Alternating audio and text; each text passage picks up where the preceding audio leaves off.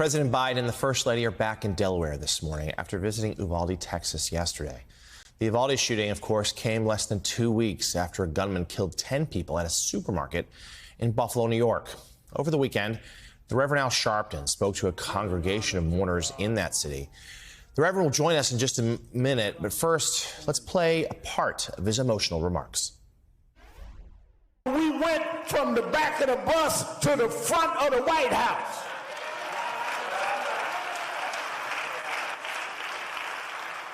Ruth did not die in vain, because in her name, we're going to put on the armor of righteousness.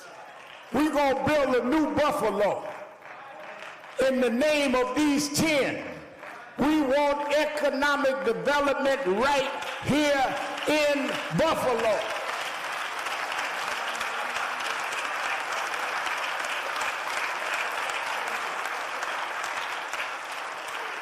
Let the blood that was spilled be the water to seed a new Buffalo. Reason this man could come is because he did his work. He did his research. Reverend Brown, he figured out Buffalo had a large concentration of blacks. And then he said, oh, wait a minute, they only got one black supermarket in the black community. So I wait till Saturday afternoon, because a lot of them will be shopping. He figured out the demographics of exclusion. We got to break that down. I told the governor, just like they worked with her and I and others, about keeping the Bills here, building them a new stadium. If you can build a new stadium, you can build a new supermarket.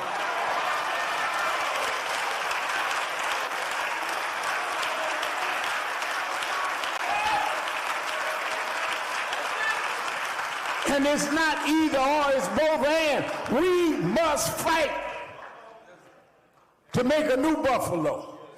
So when they know that they shoot us, whether we are black or Latino or Jewish or Asian or LGBTQ or disabled, that you only make us come together. Because we are the ones that put on the breastplate and the helmet of righteousness. And you can't fight us when we stand up, because the God I serve got more power than you got.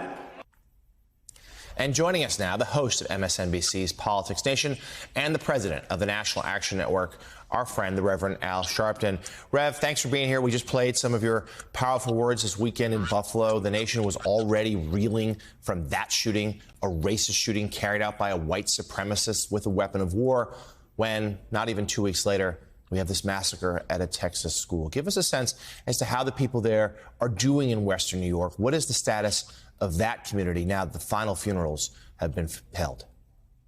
Well, they are still in mourning, and they are still angry to think that their community was targeted by white supremacists who wrote it out. I mean, you're talking about a 180-page manifesto, and came in the middle of an afternoon and shot just any black in sight at Tops Supermarket, from a young person to this 86-year-old grandmother, who was the last funeral that we did. I did 3 of the funerals. I did a eulogy of 2, and I therefore talked to a lot of the families.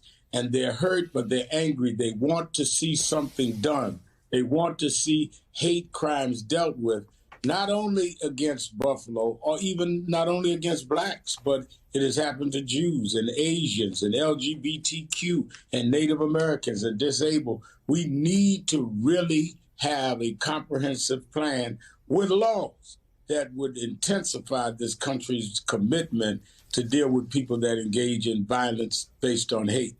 So, the Reverend, I know you and other civil rights leaders have started those conversations with the White House, with federal officials, with lawmakers on Capitol Hill about toughening those laws. Where do things stand? What do you hope to achieve?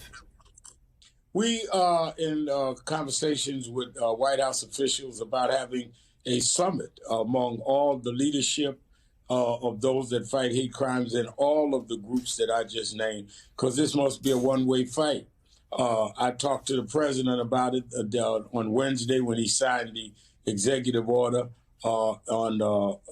in terms of police accountability on the anniversary of George Floyd's murder, second anniversary, and he is aware of our quest to have a White House summit. Vice President Kamala Harris came on this weekend to the last funeral on Saturday, attended. I even was able to convince her to speak. I just called up to speak. She said she didn't want to speak. And her words was a commitment toward fighting this hate. So I think that we will get there in terms of a White House kind of conference. How that will look and what it will be, we will see. But I think that the White House commitment is there. I think that the times demand it. And when you look at the fact, Jonathan, that not even 2 weeks after the massacre by hate in Buffalo, you have this massacre of 19 school children and 3 teachers in Texas. We have a problem of guns. We have a problem of hate, and both are fueled by lax gun laws. If we are living at a time that if you're 18 years old, you cannot buy a beer in Texas, but you can go and buy an assault rifle, we're living in precarious times. Mike Barnicle, we'll go to the Rev in a second, but first, I'm just struck by how depressingly familiar this all is. We saw images there of the vice president in Buffalo repeating what President Biden did 2 weeks prior. I was on that trip with him to Western New York. And then again, what he had to do yesterday in Texas. It's laying flowers at a shooting scene, saying a solemn prayer, meeting with families and first responders to pay respects and to feel their anguish, to talk about losses that he or she have suffered on their own. And then a fiery call for change, but yet nothing ever seems to do so.